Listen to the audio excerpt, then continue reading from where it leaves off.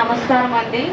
స్థానిక శాసనసభ సభ్యులు, గ్రామ స్థాయి అధికారులకు, నాతులు కుక్కలు, కోతులు కుక్కలు బెడద వల్ల ప్రజలు ఇబ్బందులు పడుతుంటే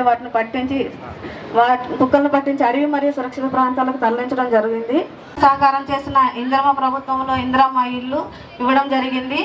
అలాగే కూసుమండి ఎన్నో సంవత్సరాలుగా పెండింగ్ లో ఉన్న పంచాయతీల చేసిన సోదరీమణులకి సర్పంచులందరికీ నా హృదయపూర్వక నమస్కారంతో పాటు పరిష్కారం చేసే ఉద్దేశంతో ఈ రోజు ఈ కార్యక్రమాన్ని మరి కూసుమంచులకి ఆశిద్దాం.